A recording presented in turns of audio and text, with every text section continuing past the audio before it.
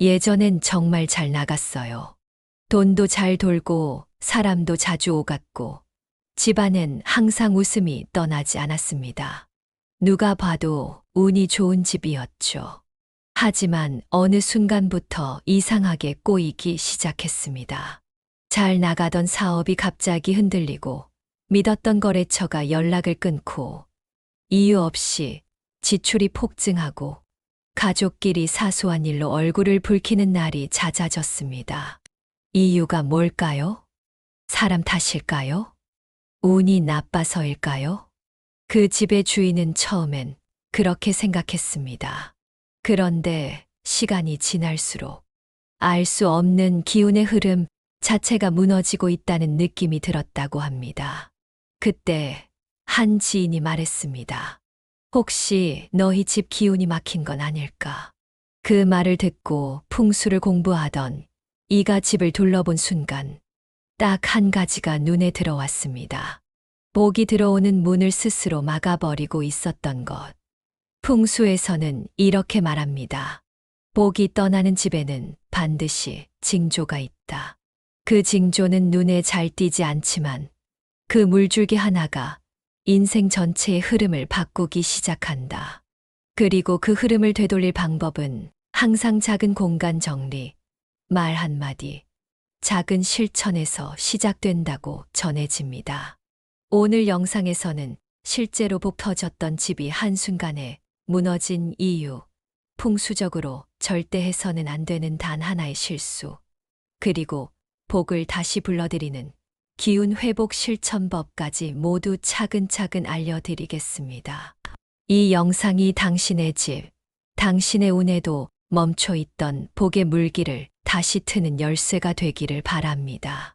시작하기 전에 복채를 대신해서 구독과 좋아요 한 번씩 부탁드립니다. 서울 근교의 한 신도시. 상가와 아파트가 들어선 대로변에 반듯하고 잘 지어진 2층 주택이 있었습니다. 그 집에는 건자재 사업으로 자수성가한 부부가 살고 있었죠. 누가 봐도 부지런하고 성실한 사람들이었습니다. 집 앞엔 고급 외제차가 멈춰 있었고 마당 한켠엔 잘 다듬어진 조경과 벤치가 있었으며 현관문을 열면 은은한 향초 냄새와 고가의 원목 가구가 눈에 들어오는 그야말로 운이 드는 집처럼 보이는 풍경이었습니다. 하지만 겉보기와는 달리 이 집엔 점점 이상한 일들이 겹치기 시작합니다. 그 첫 번째 조짐은 사고였습니다. 남편이 평생 한 번도 다치지 않던 사람이었는데 자잘한 접촉 사고에 연이어 2번이나 휘말립니다. 무릎 수술을 받았고 일을 쉬게 되었죠. 두 번째는 사람이었습니다. 잘 나가던 거래처에서 갑자기 계약을 철회했고 믿었던 직원이 갑자기 퇴사한 데 이어 납품업체와의 갈등까지 겹쳤습니다. 세 번째는 건강이었습니다. 아내는 극심한 불면과 두통에 시달렸고 그동안 좋아하던 사람 만나는 일도 줄어들었습니다. 이상하게 집에만 있으면 기운이 빠져요. 그게 그녀의 말이었습니다. 부부는 처음엔 단순한 운의 흐름, 사람 문제라고 생각했습니다. 하지만 이상한 일들이 너무 겹쳐서 지인의 권유로 결국 풍수쟁이를 집에 초대하게 됩니다. 노련한 풍수사는 현관에서부터 천천히 집을 둘러봤습니다. 한참을 말없이 살피던 그가 마루에 앉아 이렇게 말했습니다. 복이 들어올 자리를 당신들이 스스로 막아버리고 있네요. 부부는 어리둥절했습니다. 아니, 집을 예쁘게 꾸몄고 청소도 자주 했는데요. 하지만 풍수쟁이는 복이 끊어진 원인을 단 한 문장으로 설명했습니다.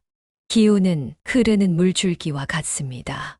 아무리 물이 많아도 그걸 가로막는 돌 하나가 있으면 결국 그 복도 흘러들지 못합니다. 그리고 그는 그 집의 몰락이 시작된 원인을 정확히 짚어냅니다. 풍수쟁이는 말없이 현관 앞에서 한참을 서 있었습니다. 그리고 조용히 손가락으로 현관 왼편 벽에 걸린 크고 검은 거울을 가리켰죠. 복이 여기서 반사되고 있었군요. 그 집엔 복의 기운이 가장 먼저 들어오는 자리, 현관 정면에 전신 거울이 커다랗게 놓여 있었습니다. 검정색의 유광 프레임에 고급스러운 장식이 박힌 거울. 아내는 말했습니다. 예쁘잖아요. 거울로 공간도 넓어 보이고 외출 전 옷매무새도 확인할 수 있고요. 하지만 풍수에서는 그 아름다움 뒤에 숨어 있는 기운의 파장을 문제 삼습니다.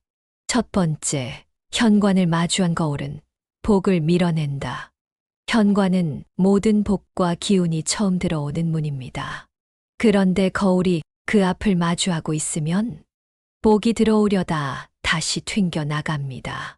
기회도 사람도 재물도 집 안으로 들어오지 못하고 문 앞에서 방향을 바꿔버리는 겁니다. 풍수에서는 이것을 복의 입구를 스스로 닫는 행위로 봅니다. 두 번째, 검정색 프레임은 음기를 증폭시킨다. 검정은 고급스럽지만 풍수에서는 음기가 강한 색입니다. 차분함을 넘어서 기운을 가라앉히고 에너지의 흐름을 멈추게 만들 수 있습니다. 특히 햇빛이 적은 현관의 검은 거울이 놓여 있으면 공간 전체가 침체, 정체, 우울의 기운에 잠식됩니다. 실제로 그 거울 앞엔 잃어버린 양말, 낡은 신발, 종이 박스가 겹겹이 쌓여 있었고 그림자처럼 침묵한 기운이 머물고 있었죠. 세 번째, 기운은 흐르기를 원한다. 풍수쟁이는 조용히 말했습니다. 복은 흐르기를 원하지 튕겨나가길 바라지 않습니다. 그 집은 기운이 들어올 길목을 예쁘게 꾸몄지만 결국은 막고 있었던 것이었습니다. 의도치 않게 아름다움이라는 이름으로 복을 거절하고 있었던 거죠. 그리고 그것이 사업의 흐름을 끊고 사람 사이의 인연을 흩어지게 하고 지출과 갈등이 반복되는 원인이 되어 집안을 서서히 무너뜨리고 있었던 것입니다. 풍수쟁이는 현관 앞에 서서 거울 넘어 쌓여 있던 먼지를 손가락으로 가리키며 조용히 말했습니다. 복은 문 앞에서 문을 두드리고 있습니다. 그런데 지금 이 집은 문을 닫아버렸네요.